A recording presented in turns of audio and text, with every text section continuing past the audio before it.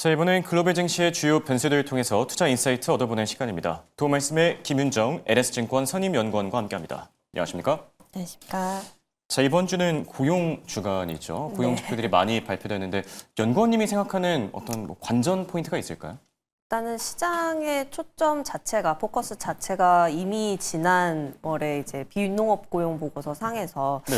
워낙에 이제 기존의 예상치보다 낮았던 저조했던 고용 지표가 발표가 되고, 그리고 그뿐만 아니라 앞서서 발표됐었던 2개월, 네, 2개월치의 그게 좀 충격적이었었죠. 그것이 이제 충격으로 작용하면서 어떻게 보면은 그게 좀 증시에 크게 영향을 미치고 금리 인하 확률에 대해서 좀 이제 9월 인하를 좀 기정사실화할 수 있는 그런 요인으로서 받아들여지게 됐었던 것 같습니다. 네. 더욱이 이제 잭슨홀 미팅에서 파월 연준 의장도 이제 고용과 관련된 부분을 들어서 금리 인하 가능성을 또 시사를 한 상황이고요. 그렇다 보니까 이제 시장의 눈높이는 이제 고용이 이번 달에도 좀 안 좋게 나올 것이고, 그에 따라서 이제 금리 인하 기조가 점점 더 이제 확실시되는 그런 그림을 그리고 있다 보니까 네. 만에 하나 이제 금리 인하 확률의 뭐 하향을 시사하는 지표가 나온다면, 즉 이제 고용 지표가 예상보다 좀 잘 나왔을 경우에 미치는 증시의 영향에 대해서 그 반대의 경우보다는 조금 더 이제 변동성이 있지 않겠는가를 좀 주의를 해보실 수 있을 것 같고요. 일단은 3일 졸트 보고서와 4일 ADP 민간 고용 보고서에 이어서 5일에 비농업 고용 보고서가 상대적으로 이제 시장의 주목도가 높은 지표들이다 보니까 순차적으로 이제 나오는 지표들을 확인을 해보시면 좋을 것 같습니다. 그리고 뭐 일단은 지난주 발표됐었던 7월 근원 PCE 지표 물가 지표인데 시장 예상에 부합하는 수준으로 발표가 되었습니다만은 여전히 연준이의 목표치인 2%보다는 높은 2.9%를 기록을 했습니다. 그렇다 네. 보니까 매파 성향의 연준 의원들은 여전히 조금은 인하를 결정을 내리는 것에 좀 부담을 느끼고 있다라고 좀 스탠스를 보이고 있는 상황이고요. 8월 CPI 같은 경우는 다음 주 발표 예정인데, 일단 이번 주에는 물가 지표 발표가 따로 있지는 않지만 오늘 발표됐었던 이제 ISM 제조업 PMI 내에서 이제 물가 지표 참고해 주시면 좋을 것 같습니다. 일단 네. ISM 제조업 PMI 자체는 이제 전월 대비했을 때 개선이 되면서 확장 국면으로 진입을 했고요. 50 이상이 나오면서 53을 그렇죠. 기록을 했습니다만 이제 예상치를 하회한 수준을 나오기는 했습니다. 그리고 세부 지표 살펴보시면은 일단은 고용 지수는 43.8 나오면서 시장 예상 대비 좀 부진한 모습이 나왔다라는 데에 좀 일단 주목을 해주시면 좋을 것 같고, 그리고 물가 지수는 말씀드렸듯이 이제 63.7 기록하면서 여전히 높은 레벨 나오고 있는데, 시장 예상치였던 65.1 대비해서는 또 낮은 레벨이 나왔다 보니까 이제 일단은 금리 인하 확률에 미치는 영향은 좀 제한적으로 나타났다라고 판단해 볼 수 있을 것 같습니다. 자, 이제 오늘 밤에는 구인 이직 보고서죠. 졸츠 보고서가 공개가 되는데요. 지금 뭐 고용 지표들에 따라서 9월 금리 인하가 결정되지 않을까 생각이 들기도 하고요. 그리고 지금 시장에서 엔캐리 트레이드 청산에 대한 얘기들이 좀 스멀스멀 나오고 있는 것 같은데 특별한 이유가 있을까요?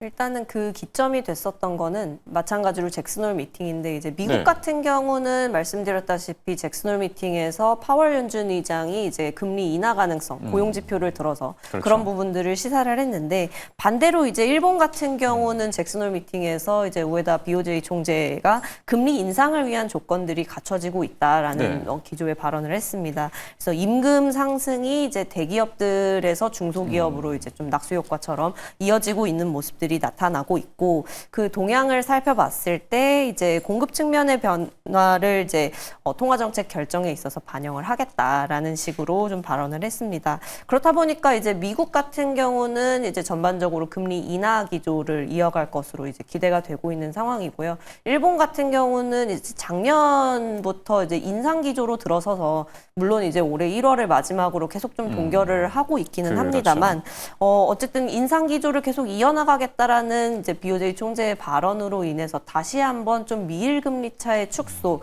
그에 따른 이제 엔저의 좀 개선, 이런 부분들을 기대해 볼 수 있는데, 결국 이제 엔저의 개선은 이제 아까 말씀드렸던 엔캐리 트레이드 청산 수요를 좀 자극을 할 수 있지 않겠나. 특히나 이제 작년 8월에 시장이 이제 그 엔캐리 트레이드 청산에 있어서의 좀 글로벌 금융시장 충격을 좀 경험을 했었기 때문에 이런 부분들을 좀 우려하시는 의견이 좀 있었던 것 같습니다.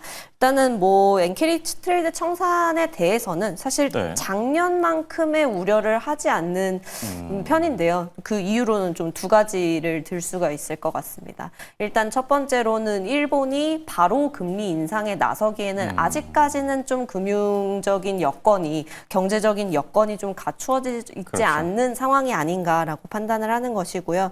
왜냐면은 이제 뭐 3%대의 인플레이션을 계속 좀 기록을 하면서 물가 레벨이 여전히 좀 부담스러운 상황이고요. 그 네. 인플레이션을 고려한 실질 임금을 좀 고려하면 이제 우에다 BOJ 총재가 얘기했던 것처럼 이제 임금의 상승세 이런 부분들은 명목 임금에 해당하고 실질 임금을 판단한다면은 오히려 좀 감소세를 보이고 있다 말씀을 드릴 수가 있겠습니다. 그렇죠. 더군다나 이제 우상향하고 있는 국채 금리라든지 이런 부분들을 고려했을 때 추가 금리 인상 현재로서 당장은 좀 어렵지 않겠나라는 부분을 기대를 해볼 수가 있겠고요. 또 국채 금리 상승 요인으로 살펴본다면은 이제 인플레이션 우려 말씀드렸었고 이제 정부의 재정 건전성이라든지 그리고 최근에 이제 참의원 선거에서 여당인 자민당 쪽이 참패를 하면서 향후의 정책에 대한 불확실성이 아직까지 좀 남아있는 상황이다 보니까 이런 부분들 종합적으로 고려했을 때 일본 내에 이제 금리 인상이 녹록지는 않을 것이다라고 판단을 해볼 수가 있을 것 같습니다. 그리고 네. 두 번째로는 투자자들의 어떤 심리와 관련된 부분인데요. 결국 작년 같은 경우 이제 엔캐리 트레이드 청산이 좀 대규모로 나오면서 시장에 충격을 주었었던 어떤 배경적인 부분을 본다면 작년 당시에는 이제 일본 증시가 워낙 랠리를 보이는 상황이었었고, 그리고 상대적으로 다른 국가들, 뭐 유럽이라든지 뭐 한국도 그랬고요. 이렇게 좀 다른 뭐 신흥국이나 이런 쪽으로의 투자 자산 이동의 수요가 있을 수 있을 법한 그런 환경이었음에도 불구하고 이제 올해 같은 경우는 한국도 뭐 증시 레벨이 지금 좀 정체 중이긴 하지만 예년 대비 많이 올라온 상태이고요. 유럽도 뭐 연초에 좋은 모습 계속 보여주고 있었기 때문에 글로벌 시장이 좀 작년에 대비했을 때는 고르게 좀 강세를 보이고 있고 오히려 상대적으로 일본이 약세를 보인 흐름을 보이기 때문에 상대적으로 미일 금리 차의 축소를 이제 뭐 가정을 한다 하더라도 우려할 만한 수준으로 엔캐리 트레이드 청산이 나타나지는 않을 것이다 이렇게 보고 있는 상황입니다. 네. 정리를 해보자면은 뭐 엔캐리 트레이드 청산이 일어날 가능성은 있지만 그래도 작년처럼 뭐 쇼크 수준은 아닐 네. 것이다. 이렇게 보고 계시군요. 맞습니다. 그리고 엔비디아 얘기를 조금 해보면 좋을 듯한데요. 엔비디아 주가가 지금 4거래일째 빠지는 중이거든요. 이게 뭐 알리바바 자체 AI 칩 개발 뭐 이런 이슈들 다 이해는 하지만 이게 좀 이 정도로 빠질 정도인가 싶기도 한데 어떻게 생각하세요? 맞습니다. 일단은 뭐 연이어서 계속 이제 엔비디아 실적 발표 이후에 네. 엔비디아의 실적에 결국 아직까지는 중국 매출과 관련된 불확실성이 남아있다라는 부분을 시장이 확인하면서 좀 약세를 보였는데 그에 이어서 이제 알리바바의 자체 AI 그렇죠. 칩 개발 소식이 계속 좀 투자 심리에 악영향을 미치고 있는데요. 사실 중국이 자체적으로 AI 국산화를 하겠다, 자립을 하겠다라는 의지는 이전에도 계속 밝혀왔었는데 왜 유독 알리바바의 건이 이번에 좀 영향을 미치는가에 대해서 설명을 드리자면은 일단은 이번에 알리바바 자체 칩 같은 경우는 이제 기존의 화웨이 칩과 달리 이제 엔비디아의 쿠다와 호환이 가능한 칩으로 이제 알려졌습니다. 그리고 자국 내 그렇죠. 파운드리에서 생산이 가능하다 이런 부분들 때문에 이제 엔비디아의 어떤 밸류체인으로부터 벗어난 어떤 중국의 독자적인 밸류체인이 어느 정도 좀 구축이 되는 것이 아닌가에 대한 우려를 좀 자극을 한 것이다라고 설명을 드릴 수가 있을 것 같고요. 또 중국의 최근 정책 방향성도 계속 AI에 대해서 이제 육성을 시키고 이런 부분들을 지지하고 있다라는 점에서도 아무래도 뭐 기술력 측면에서는 이제 엔비디아와 중국의 칩의 이제 원바이원으로 경쟁을 하면 좀 어렵지만 이제 중국의 어떤 비용적인 부분에 대한 재정적인 지원이나 어떤 정책적인 지원 같은 부분들이 여전히 좀 미국 중국의 어떤 시장의 일부를 좀 중국이 가지고 갈 수 있도록 하는 그런 위기감을 좀 자극을 하는 것이 아니겠는가라고 말씀드릴 수가 있겠습니다. 중국 같은 경우는 이제 2025년 올해의 자국산 침 채택률을 이제 50% 이상 의무화를 목표로 하고 있고요. 내년도에는 이제 AI 칩 생산량을 종전 대비 3배가량 늘릴 것이다. 뭐 이런 목표를 밝히고 있는 그렇죠. 상황이고요. 그렇다 보니까 이제 중국의 엔비디아로 불리는 이제 캠브리콘이 실적이 또 빠르게 개선되는 흐름으로 나타나는 모습 또한 이제 좀 중국 내에서 실질적으로 변화하는 그런 흐름을 좀 엿볼 수 있는 부분이기도 합니다. 네. 그래서 중국산 AI 칩의 어떤 대체 가능 범주를 보면은 사실 엔비디아가 차지하고 있는 영역 전체를 대체하기는 사실 지금은 좀 어려울 것이다라고 판단을 하고 있고 네. 추론의 영역에 좀 한정적으로 일단은 진행이 되고 있는 상황이다라고 볼 수 있겠고요. 훈련 영역에서는 여전히 좀 엔비디아의 쿠다가 좀 우세하지 않나라고 판단을 해볼 수가 있을 것 같습니다. 그리고 마찬가지로 이제 개별 칩의 성능에서는 엔비디아가 앞서고 있지만 중국의 어떤 비용이나 이런 지원으로 인해서 엔비디아 칩 같은 경우는 칩 간의 연결을 이제 고순도 구리선을 가지고 이제 연결을 하는데 중국산 칩 같은 경우는 광섬유를 활용을 합니다. 이런 네. 부분들이 사실 비용이나 어떤 전력 소모량 때문에 구리를 활용을 하는 건데 중국 같은 경우는 정부 지원으로 이제 비용이나 전력 소모 이런 부분에 대해서 신경을 상대적으로 덜 써도 되는 부분에서 이렇게 좀 앞서는 모습들이 일부 좀 나타나고 있다라는 점도 엔비디아의 어떤 주가 약세를 자극하는 어떤 요인으로 작용을 하고 있지 않나 말씀드릴 수가 있을 것 같습니다. 네.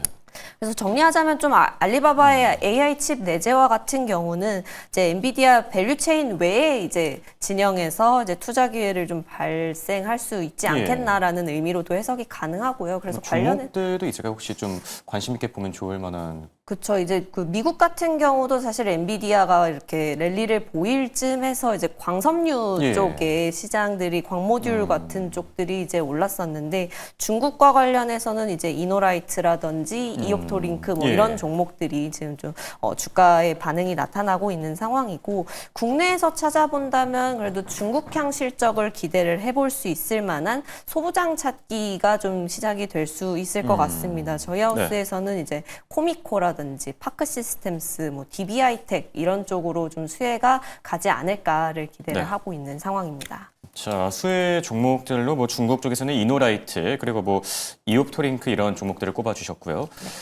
그리고 국내 얘기도 한번 나눠보죠. 코스피 지수가 다행히 외국인 컴백에 3,170을 회복했는데 네. 앞으로의 뭐 중요한 변수들이 또 있을까요? 일단은 뭐 상단을 이제 맡고 있는 이제 관세와 관련된 불확실성이라든지 정책에 대한 기대감 이런 부분들이 좀 계속 좀 정리가 되어야 하는 상황이 이어질 것이라고 그렇죠. 생각을 해볼 수가 있을 것 같고요. 관세와 관련해서 이번 주에 좀 힌트를 찾아볼 수 있었던 부분은 9월 1일 발표된 수출 증가율인 것 같아서 이 부분 좀 정리를 드리면 예. 좋을 것 같습니다. 자, 한국 수출 증가율은 이제 전월 5.8% 이제 올랐던 것 대비했을 때는 좀 둔화된 1.3% 오르는 점에서 좀 마무리가 되었는데 그래도 역대 8월 중에는 좀 최대치를 기록을 했다 설명을 드릴 수가 있을 것 같습니다. 그래서 네. 7월 30일 이제 한미 관세 협상 이후에 관세 불확실성은 어느 정도 일단락이 되기는 했지만 결국에는 실효 관세율 측면에서는 또 올라간 거기 때문에 수출 지표에 실질적인 좀 영향을 일부 미쳤다라는 점을 생각을 해볼 수가 있겠고요. 그런 부분을 확인할 수 있는 부분이 이제 국가별로 봤을 때 대미국 수출의 지표 변화입니다. 그래서 지난 월까지는 1.5% 상승하는 부분을 기록을 했었는데 이번 달 지표에서는 12% 빠지는 모습들, 둔화되는 모습들이 나타났었고요. 대미국과 관련해서는 이제 자동차와 철강 같은 관세 품목들이 수출 부진한 영향이 나타났습니다. 대중국 수출도 사실은 이제 중국 내 부동산이나 소비 경기 계속 좀 안 좋으면서 회복이 지연됨에 따라서 G2 모두 좀 부진한 모습들이 이어가고 있고요. 다만 품목별로 봤을 때는 15대 품목 중에서 이제 반도체나 선박, 자동차 이렇게가 플러스를 기록을 했고 반도체 같은 경우는 계속 좋은 모습을 보였는데요. 나머지는 전반적으로 증가율이 부진했다라고 말씀드릴 수 있을 것 같고 그 가운데 좀 주목해 볼 만한 부분 자동차 수출입니다. 이제 관세 영향이랑 미국 현지 생산 확대로 인해서 이제 수출과 관련된 부분들은 지표 둔화가 불가피해서 이제 자동차 업체 측에서 나오는 이제 판매량 지표도 같이 좀 보시면은 좋을 것 같은데 일단 유럽향 전기차 판매량 증가했다라는 점은 이제 미국의 판매 부진을 어느 정도 상쇄하는 부분으로 네. 확인을 해볼 수가 있을 것 같고요. 그리고 지금 현재 자동차 품목관세 15%로 합의를 하기는 했는데 아직 적용 시점 미정이라서 현재로서는 지금 25%가 그렇죠. 적용이 되고 있습니다. 그렇다 해도 이제 4개월 연속으로 판매량이 이제 호조를 보인다라는 점은 상당히 고무적인데 이 적용 시점에 대해서 말씀드리자면 아직까지는 미정이기는 한데 이제 영국의 사례를 비추어 봤을 때 약 한 54일 정도 이렇게 걸렸던 거를 고려를 하면은 적어도 이번 달 중에는 관세율 인하가 기대되지 않나라고 생각을 해볼 수가 있을 것 같고요. 그렇게 관세 부담이 일부 축소되거나 이제 미국 내 금리 인하 이렇게 진행이 된다라고 하면은 미국 판매량이 주력 품목인 이제 RV 하이브리드 이런 쪽을 중심으로 믹스 개선도 좀 기대를 해볼 수 있지 않나 이렇게 얘기해 볼 수 있겠습니다. 네, 말씀해 주신 것처럼 좀 개선됐으면 좋겠네요. 네. 자, 지금까지 도말씀의 김윤정 선임연구원과 함께했습니다. 감사합니다.